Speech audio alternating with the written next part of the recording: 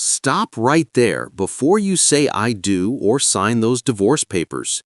If you're married, engaged, or even thinking about marriage in 2026, what I'm about to tell you could save or cost you thousands of dollars. The marriage and divorce laws in America have undergone some of the most significant changes in decades, and most couples have absolutely no idea. Whether you're newlyweds, celebrating your golden anniversary, or anywhere in between, these new rules affect you directly. Stay with me, because by the end of this video, you'll know exactly what's changed and how it impacts you. Hey everyone, welcome back to the channel. If you're new here, I break down complex legal topics into plain English so you can protect yourself and make informed decisions.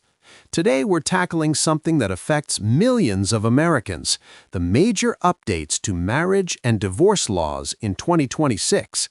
These aren't minor tweaks. We're talking about fundamental changes to how marriages are taxed, how divorces are processed, how assets are divided, and how custody decisions are made. Trust me, you don't want to learn about these changes the hard way. So let's dive right in and cover everything you need to know. Let's start with something that affects every married couple in America: your taxes. For 2026, the IRS has adjusted the standard deduction for married couples filing jointly to $30,000, up from $29,200 in 2025. Now, you might be thinking that's just a boring tax detail, but here's why it matters to your marriage. This increase means you can shield more of your income from taxation, which directly affects how you and your spouse should plan your finances together. Now let's talk about something controversial that's affecting couples going through difficult times. Several major states have implemented what legal experts are calling the cooling-off period extension for divorce filings. States, including California, Texas, Florida, and New York, now require a mandatory waiting period of between 90 to 180 days from the initial filing before a divorce can be finalized, even in uncontested cases where both parties agree on everything. Here's where things get really interesting and modern: the digital asset revolution in divorce law. With cryptocurrency, NFTs, and digital investments becoming mainstream parts of many people's portfolios, courts have struggled for years with how to handle these assets in divorce proceedings. The 2026 updates finally bring clarity, but they also bring complexity. Digital assets are now explicitly included in marital property definitions across all 50 states.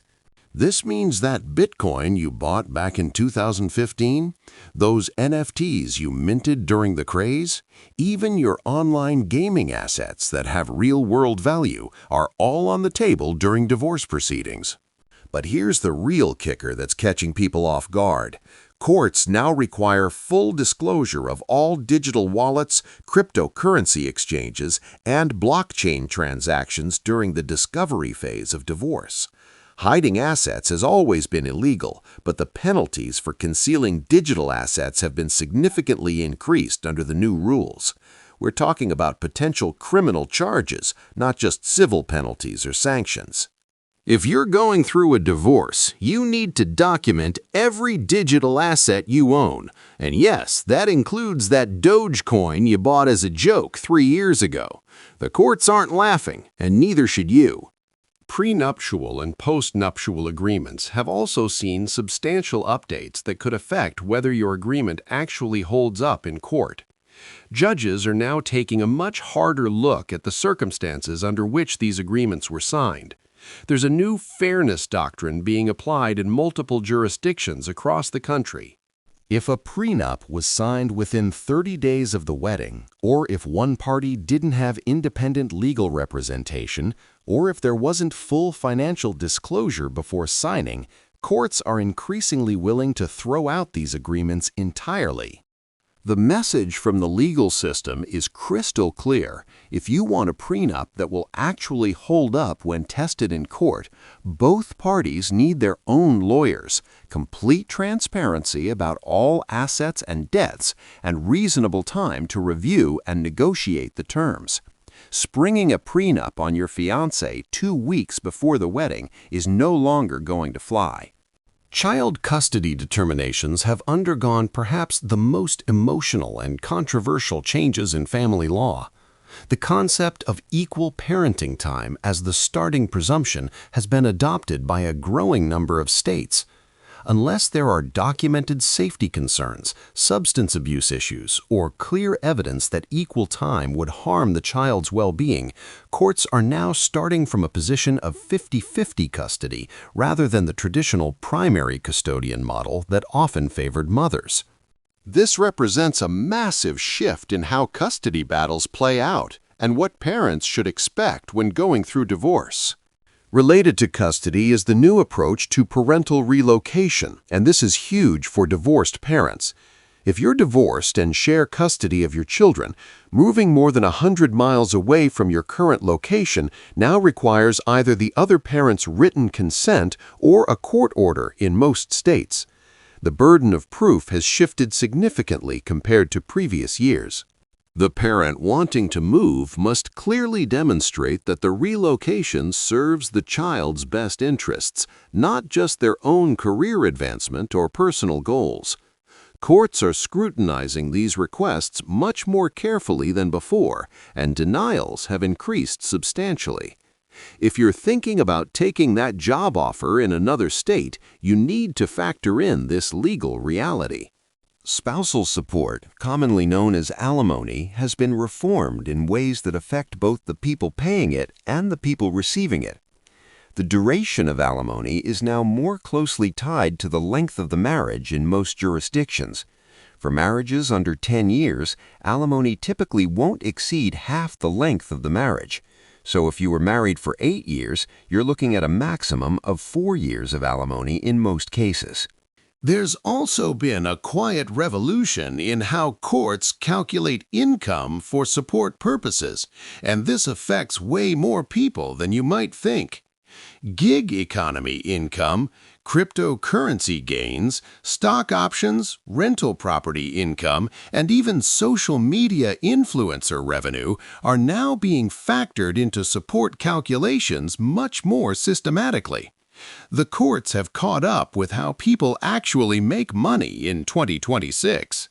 If you're earning money through non-traditional means, whether that's driving for rideshare services, selling products online, or creating content, expect courts to count every dollar when determining what you owe in support or what you're entitled to receive. Domestic violence protections have been strengthened considerably, and this is genuinely positive progress.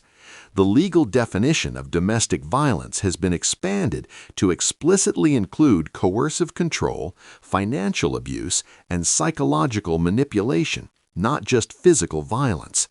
This recognizes that abuse takes many forms and that controlling someone's access to money or constantly degrading them psychologically can be just as damaging as physical harm. Restraining orders are now processed more quickly in most jurisdictions, often within 24 hours in emergency situations. There are also new provisions specifically designed to prevent abusers from weaponizing the legal system itself through repeated frivolous filings designed to harass and financially drain their former partners. Debt division in divorce has new standardized approaches in many states, bringing more predictability to what used to be a chaotic process. The distinction between marital debt and separate debt has been clarified in most jurisdictions. Generally speaking, debt incurred for family purposes during the marriage is considered marital debt, regardless of whose name is actually on the account.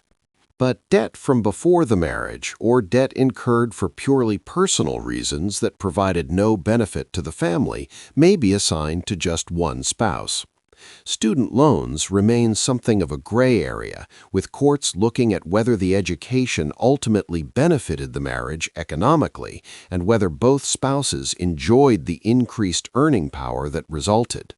So there you have it, the major marriage and divorce law changes for 2026 that every couple in America needs to understand. Whether these changes affect you directly right now or might affect you somewhere down the road, knowledge truly is power in these situations. The legal landscape of marriage has shifted significantly, and being informed means being prepared to protect yourself and your family. And if you're engaged and planning a wedding, this might be the perfect time to have those tough but necessary conversations about prenups, financial expectations, and long-term planning. Remember, I'm not a lawyer, and nothing in this video constitutes legal advice. This video is purely for informational and educational purposes. Always consult with a qualified attorney licensed in your specific state for advice tailored to your unique situation, because family law can vary significantly from one state to another. If you found this information valuable and helpful, do me a favor and hit that like button so this video can reach more people who need to know about these changes. Subscribe to the channel and ring that notification bell so you don't miss future updates on legal changes that affect your life. Drop a comment below and tell me which change surprised you the most, or if you have questions about how these rules might apply to your situation. I try to respond to as many comments as I can.